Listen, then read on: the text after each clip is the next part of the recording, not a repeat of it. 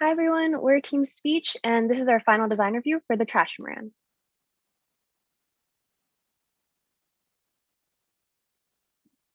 For our capstone design project, we wanted to address the environmental impacts of plastic debris in the ocean. The Great Pacific Garbage Patch is the largest accumulation of plastic in the world and stretches over 1.6 million square kilometers. By mass, 92% of the plastics in the patch are larger than 5 millimeters. These plastics are categorized into meso, macro, and megaplastics, and when these larger plastics break down, they enter the ecosystem and wreak havoc on the food chain. Therefore, it is crucial that we address the detrimental effects plastic has on our world. This begins with removing these larger plastics from the ocean. Next slide. Due to the sheer amount and variety of plastics in the ocean, we narrowed our scope to just large known plastics concentrations, most notably the Great Pacific Garbage Patch. We also wanted to focus on meso, macro, and megaplastics, or plastics greater than 0.5 centimeters, as these are the largest contributors to the Great Pacific Garbage Patch by mass, and during days with amicable weather for our boat. In order to resolve this issue, our autonomous boat, the Trashamaran, will be deployed to continuously remove trash. We know this problem will be satisfactorily resolved when the measured size of the Great Pacific Garbage Patch decreases. Next slide.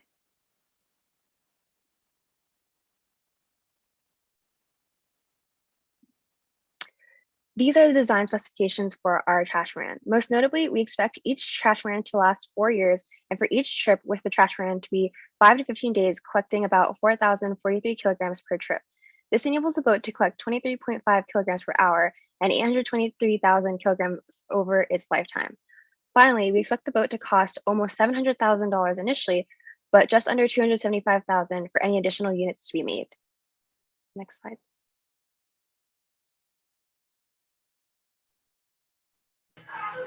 For the system design overview for the structure, we decided to go with a fiberglass hull made up of e-glass fiber. So the way that we were able to determine the size and shape of our boat was based off calculations common practice used to design common boats. This was done by calculating the metacentric height calculations in order to know stability, buoyancy calculations, using catamaran design criteria and design matrices for determining the shapes of both our hull, bow, and keel. So for determining the stability, we create design a matrix that would calculate the metacentric height, which would be the distance between the center of buoyancy and the metacentric height, was shown for GM. This determines the brightening arm of the boat, so that when the boat is tipped, that it can correct itself. So the ideal range for this was between 0.15 and 1.5 meters, and from this chart, we were able to determine the rough estimates of the length and dimensions of our boat. After we did this, we decided to consult the catamaran design criteria to find out the exact dimensions of our boat once we had a range. From this was based off an ideal ratio of length to waterline of 8 to 10 and a prismatic coefficient of 0.52. This was then based off of the speed to length ratio of 0.87. This was mostly used to determine sailboats, and since sailboats, most catamaran sailboats have a mast, the prismatic displacement hulls usually range from 0.55 to 0.64. Therefore, though our prismatic coefficient is lower, it is an acceptable length as we were powered. After the shape of our the size of our boat was determined, we were able to use a design matrix to determine both the hull, the boat bow, and the shape. So we decided to go for a round bow for our hull shape, a round hull shape, and then our raked bow shape, and then finally a fin keel shape. As you can tell that when we were doing the keel shapes, we also had to consider whether we wanted to use a keel versus a dagger bow, but we decided to go with keel as the dagger bows were more expensive and harder to maintain. In addition, when determining the hull, bow, and keel shapes, the criteria used was power, handling speed, stability, wave making, and the wetted surface area, handling stability, speed, and durability. All these design criteria be equally, which is why, as you can see for the keel, bulb and wing actually were tied in design criteria, but we decided to endlessly go with the fin as it is cheaper and easier to manufacture.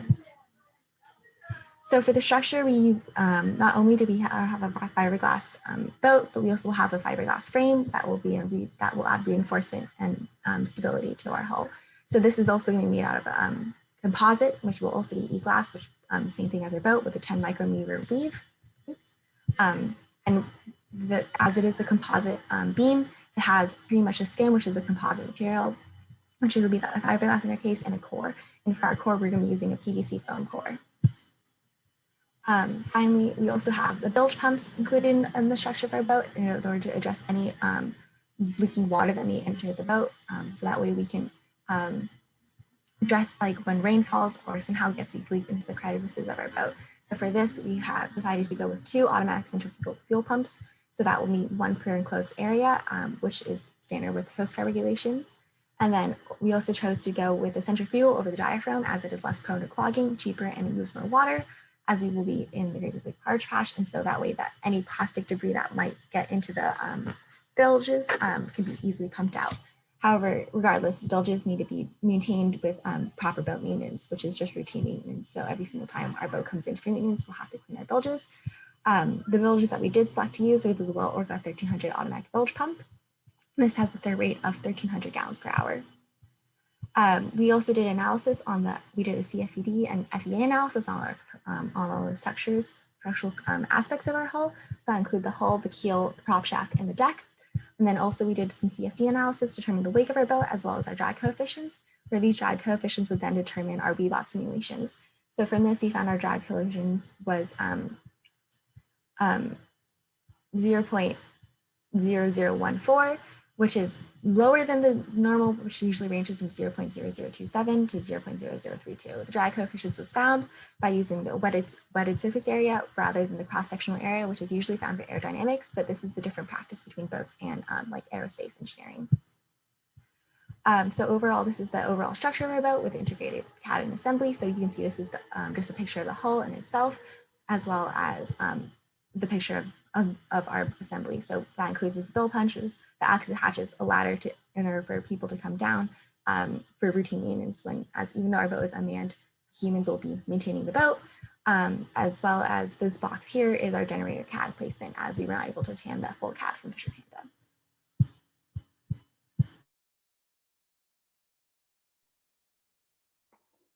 So for the trash collection mechanism, we ended up choosing a conveyor belt.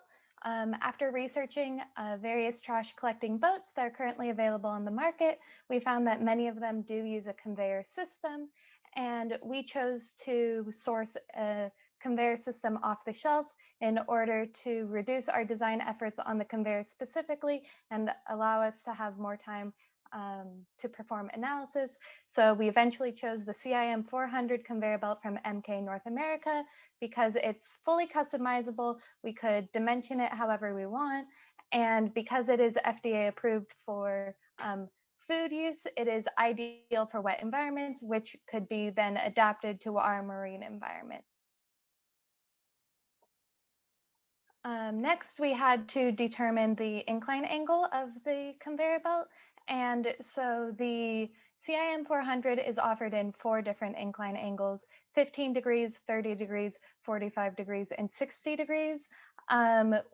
We had to fit this into the hull of our boat, which made a 15-degree angle infeasible because it would require the conveyor belt to be too long to move the trash up to the required height. And from there, we performed a SolidWorks motion analysis to determine which incline angle could successfully transfer the trash up the conveyor while still fitting inside the geometry of the hull. And ultimately, we decided to go with a 30-degree incline angle.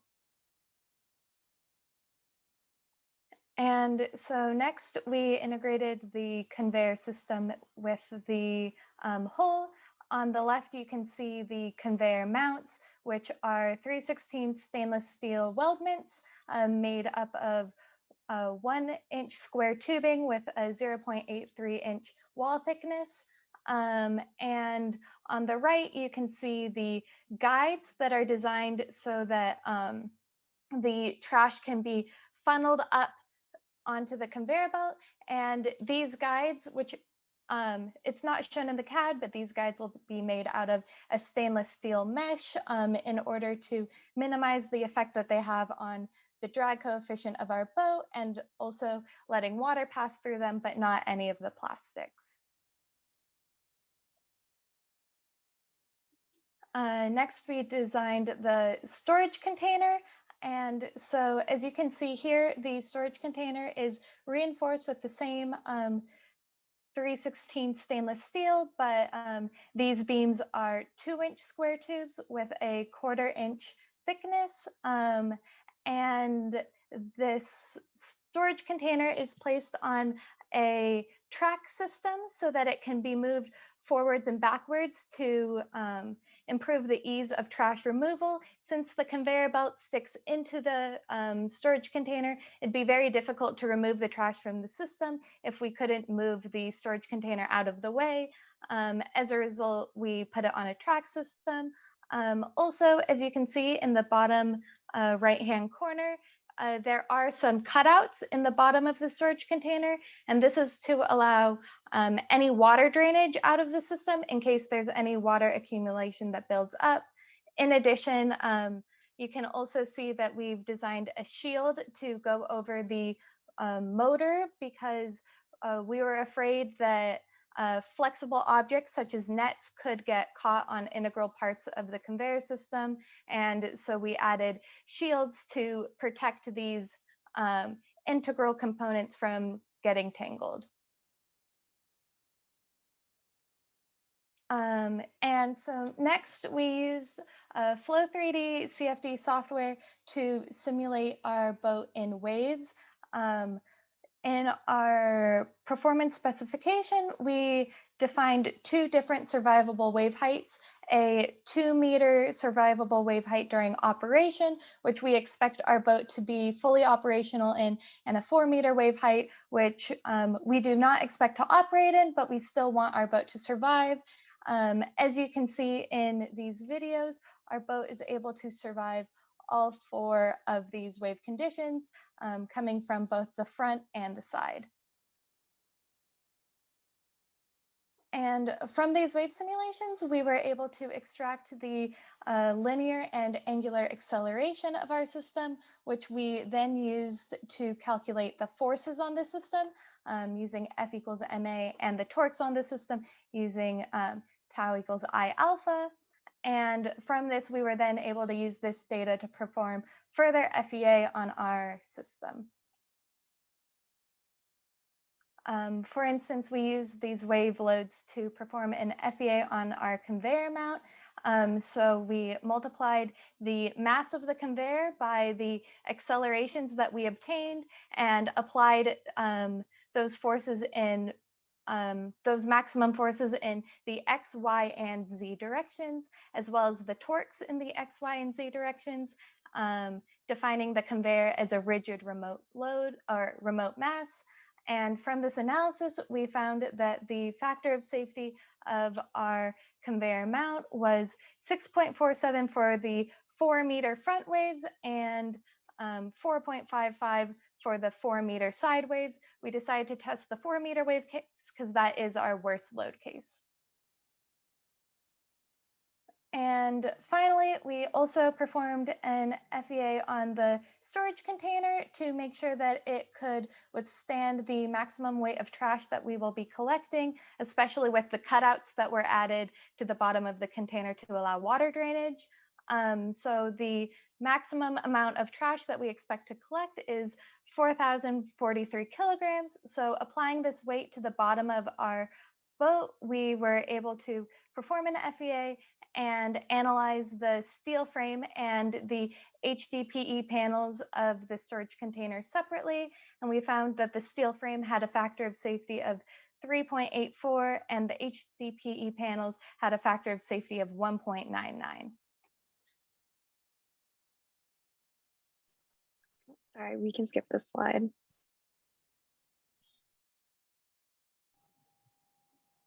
So going into the powertrain subsystem of the boat, here's just an assembly image of the drivetrain assembly. Not included in this image are the 2 cutlass bearings that are mounted to the stern of the ship. They're in the assembly CAD, but not in the drivetrain assembly. Next slide, please. So first, our motor selection was based off of power requirements calculated using hull resistance and the maximum desired boat speed. So we used hand calculations to find a generic boat on a generic boat geometry to find a ballpark power value, and then we use CFD afterwards to verify that our calculated values were correct. So our final hull resistance was 7952 newtons, and we required 7.4 kilowatts in total to achieve our 5 knot speed. Next slide, please. So to achieve our power requirements, we looked at a few different companies and settled on the Fisher Panda A50 166SH motor, which is can go up to 1200 RPM. It's 10 kilowatts per motor, and is can be integrated with the Fisher Panda diesel generator for our hybrid powertrain setup. Next slide, please. So moving on to the propeller design, we decided to use the standard B series design to simplify the design process. The geometry takes into account shaft power, required thrust to achieve maximum speed, and input propeller diameter. And some of the design specs are shown below. On the image on the bottom right, we have also included some of the propeller to propeller shaft mating geometry features, such as the keyway and the taper, which are set by ISO standards. So the material of the propeller is a nickel aluminum bronze alloy, and the main structural consideration for the propeller came from cavitation. However, from research, we found that it's extremely difficult to analyze cavitation, and generally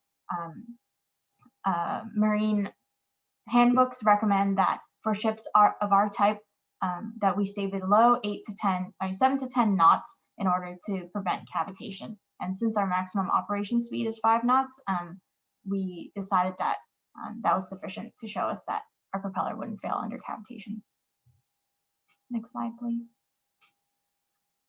So to verify that our propeller achieved the required thrust from our hand calculations, we did CFD analysis using SolidWorks. We also wanted to see what the optimal propeller shaft angle was, because a steeper angle was optimal for integration with the hull. However, it also meant less usable thrust.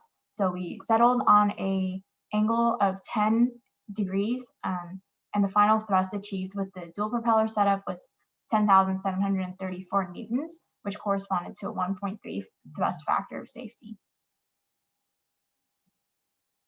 Next slide, please.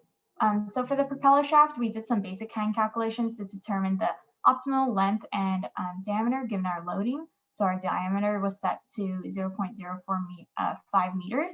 The material was steel 1045, and like I mentioned in the propeller slide, we used ISO standards to model the propeller to propeller shaft mating features, including the keyway, the tapered mating surface, and the external thread.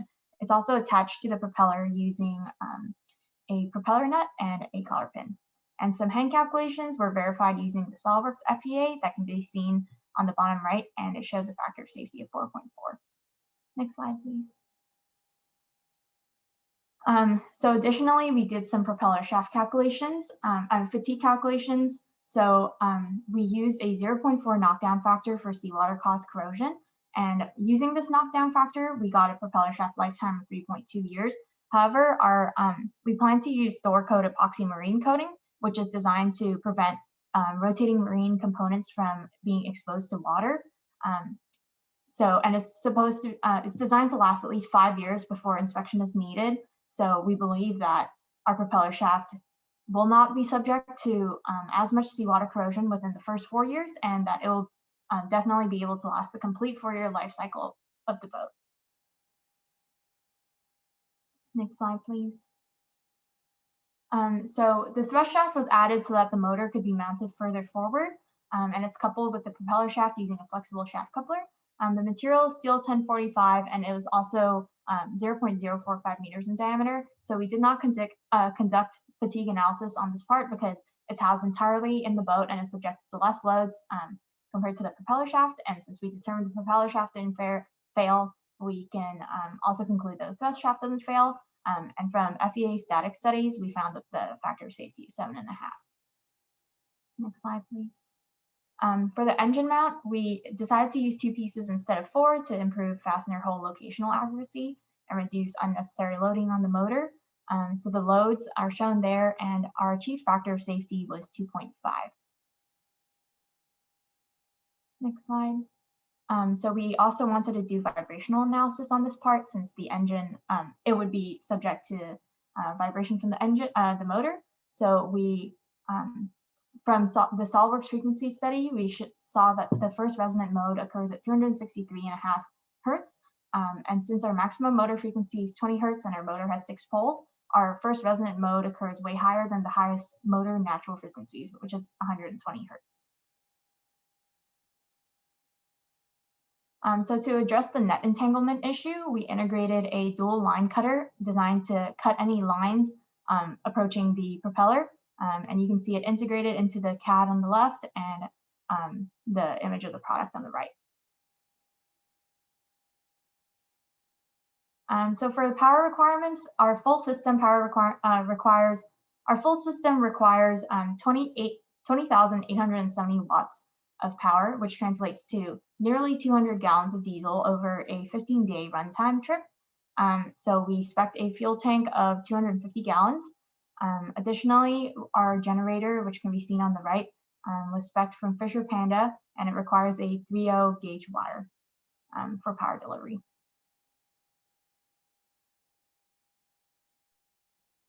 Right, because megaplastics in the garbage patch are large in size and also very spread out and contain a large portion of the mass of the garbage patch. It is beneficial and feasible to sense them from a distance.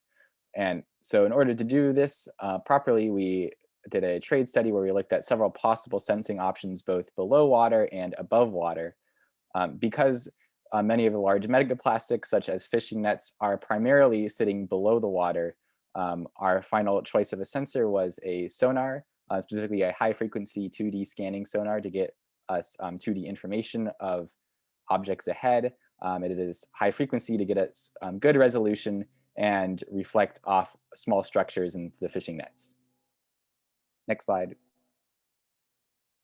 To make use of our sensors, we developed a controller to follow a general waypoint path through the garbage patch that's determined based on analysis of known data of the concentrations.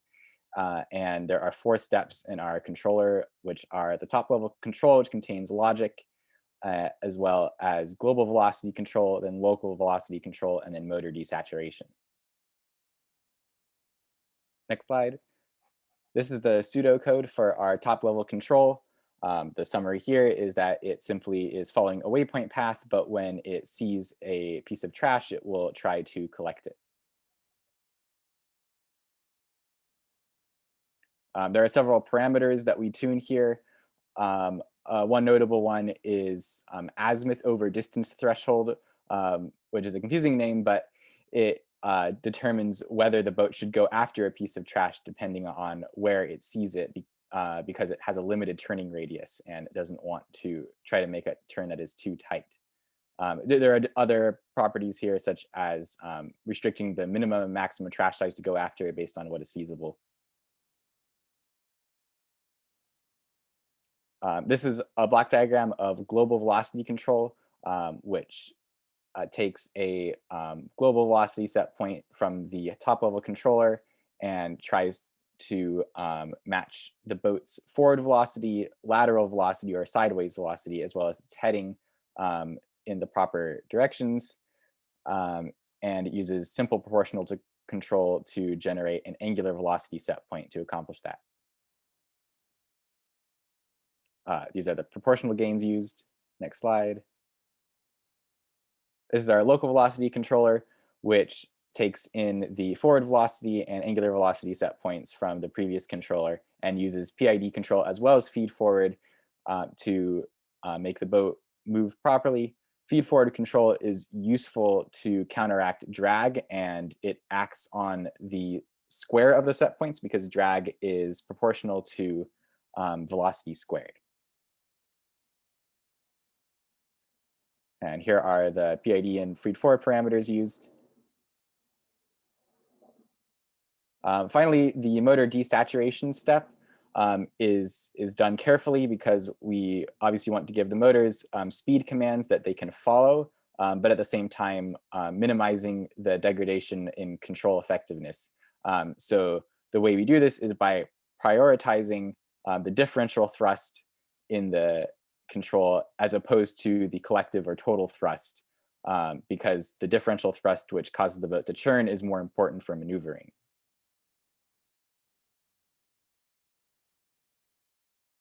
And the control system requires knowledge of the motion of the boat and its position, and so that's accomplished via some sensors. So for example, we're using an autopilot manufactured by Dynautics, which specializes in marine autopilots, that has a microcontroller for computation, as well as a gyroscope and magnetometer for orientation and attitude rate. Additionally, we have a satellite modem, which is used for remote communication because that's the most feasible way to talk to something in the middle of the ocean. The GPS is used for positioning, and we have load cells for weighing the mass of the storage container, so that way the boat knows to return from its mission. All right, let's move on to analysis. So one important thing here is simulating the distribution of trash in the Great Pacific Garbage Patch. And so luckily there is good information provided by a study conducted by the Ocean Cleanup, which collected samples of trash and took pictures from above in a plane to collect lots of data about the garbage patch. A summary here is that there are a lot of small pieces which consist of a small amount of mass, and a very few number of large pieces which consist a large amount of mass. And so for our simulations, we've been modeling the more densely concentrated areas of the garbage patch and assume that plastic is roughly evenly distributed. So using the information, we generate a trash distribution where we randomly distribute the size, type, mass, and density of the plastics based on the available data, and use roughly uniform distributions to generate that using the available data. On the left is a picture of the trash in Webots. You can see there's a big hole in the middle. This is because the mass is very low relative to the size, and this kind of means there's some room for improvement in the model.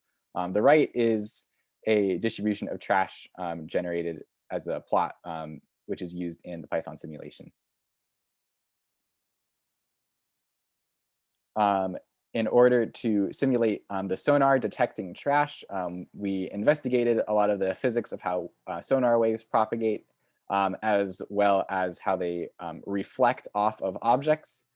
And so we're essentially taking the size of the pieces of trash and using the relations of wave propagation in order to determine how far it might be able to be detected. Here is one simulation where we're testing tracking trash in the analytical simulation.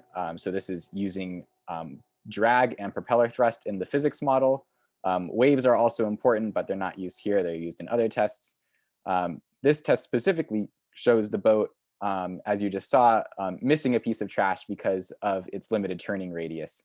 And so this is part of us iterating on the controller in order to configure parameters that allow the boat to do what it is, what it knows it's capable of. So in the final design, this piece of trash would be ignored because of this failure. Using the same simulation setup, we compared Webots and Python, and this helps validate both simulations as roughly correct. And so we put trash in the same locations in both simulations, and they're using similar physics and also the exact same controller code. So they should have the same behavior, and that's indeed what we see. They both go after the same pieces of trash. This is a comparison of the X position, which is the lateral direction in the simulation, and you can see it is very similar. Additionally, we run a long distance mission simulation in order to get an idea of how much plastic the boat can actually collect in the field. So one thing added to the simulation is the red box in front of the boat, which is the collision area to determine whether a piece of trash will be collected by the conveyor belt. This is determined by the width of the conveyor belt and funnel in the CAD model. Additionally, there are some things missing from the simulation, like noise, waves, and other disturbances. And this is done due to time constraints and also because of computational constraints with a very long simulation. The next slide. To help with planning longer simulations, we've looked at this graphic of the garbage patch and its densities and measured the sizes of the areas here to determine what might be feasible. So we can see there's like a large stretch of concentrated plastic that's 300 kilometers long, but of course the boat could be in any area of the garbage patch. So these are the results from running a 25-kilometer simulation, which isn't a full mission, but is sufficient to understand how fast the boat can collect trash or at what rate it collects trash.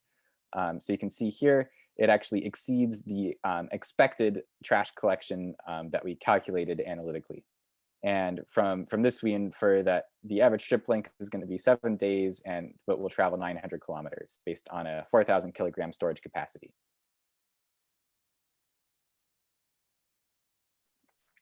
So in addition to the analytical simulation thus far, we did integrate some waves more for the visual aspect of it and to indicate when the boat could potentially be in an unstable state. We generated waves based off of distributions in the frequency of the Great Pacific Garbage Patch. It's worth noting that the boat recognizes a potentially unstable state when it reaches a C state of 5 on the Beaufort scale, but this occurs very rarely since the frequency is so low in comparison to C states of 3 or 4. Next slide. So another thing we kept track of with the analytical simulation is some basic performance metrics. This includes the amount of trash collected. The current max is actually 4,043 kilograms now, but it essentially every single time the boat collides with a piece of trash, it notes the mass and adds it to the total. And then we take that number and divide it by the elapsed simulation time to get the trash per time. And we calculate the distance between the last and current point of the simulation and keep adding it to the total distance traveled. And then we take that number and divide it by the total trash collected in order to get the third performance metric. Next slide. Okay, so moving into Webots again, we took the Flow3D wave information regarding the forces and torques that we calculated and applied that to the boat in Webots. We found that the tilt and movement was very similar to that of the Flow3D simulation, indicating the stability of the boat. We also repeated the data every single time that it reached the endpoint, so we could have a constant effect of the 2-meter waves in Webots. Next slide. So moving into the conveyor for Webots, we did simplify it a bit because it was difficult to get the conveyor exactly the same from the SolidWorks model. So here we have the cleats moving as separate objects from the conveyor rather than attached to the track. They're all in the diagonal portion of the conveyor, and they each have a slider joint and linear motor that helps it move along one axis in the diagonal portion. And then we also have track nodes in the diagonal and top portions of the conveyor, which help objects just slide along those 2 portions, and they move at the same velocity as the cleats. Next slide. So then we started our trash collection test. This started with the basic cubes that Ryan had mentioned before, of varying sizes, including the 5 centimeter, 25 centimeter, and 50 centimeter case. You can see in each of these videos that the cube starts a small distance away from the boat and then eventually reaches the conveyor, and then there will be a cleat that hits it and then helps it move along the midsection of the conveyor. Eventually, once it reaches the top, it'll just slide along the top track node and into the actual storage unit of the boat, we tried to isolate these, as the Webots simulation can take a long time and has difficulty computing the each physics steps in time. So it was easier for us to just isolate these tests from the long running tests done for the controls. And then, yeah. We can move to the next slide. Okay, so in the next trash collection test, we tried to do more odd shapes rather than cubes. And this enabled us to verify whether or not our boat would be able to collect more objects with complex curvatures and soft bodies. We noticed that in these cases, even when objects were completely made out of spheres and ellipsoids and essentially no angles, it was still able to sort of hook around the cleats, similar to how we believe nets would act once they would reach the conveyor and be collected. So you can see in these 3 videos, we just have different odd shapes, including like a cylinder, this duck, which has like a sort of hook around its neck, and then also a chain of ducks, which was essentially just nested ball joints that would have spheres and ellipsoids connected to each other and would still be able to hook onto the cleat and move all the way up into the trash storage unit. Yeah. Next slide. Okay, so combining these 2 aspects together, we then did trash collection tests with the effects of tilts due to waves.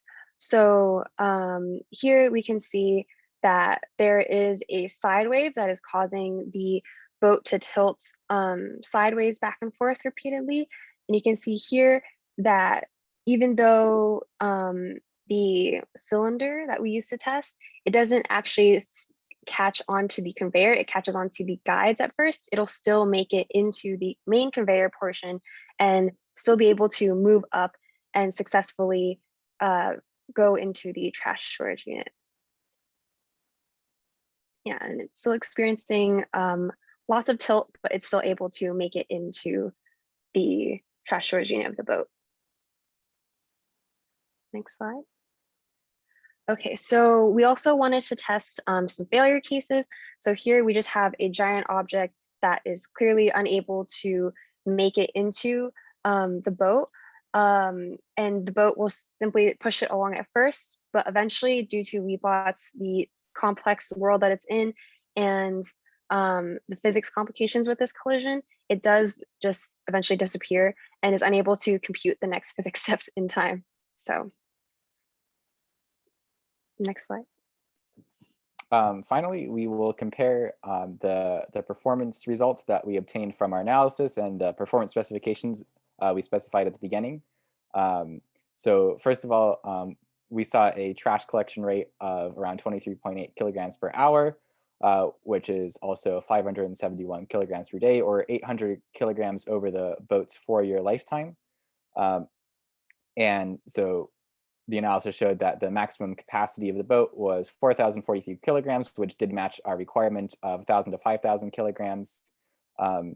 Our expected average trip length was 7 days and 900 kilometers, which matches our requirement of 5 to 15-day trips.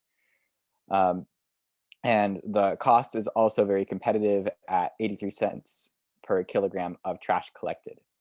Although we didn't measure the exact tactical diameter, we did conduct analysis to ensure that the boat would only accomplish tasks that the turning radius would allow.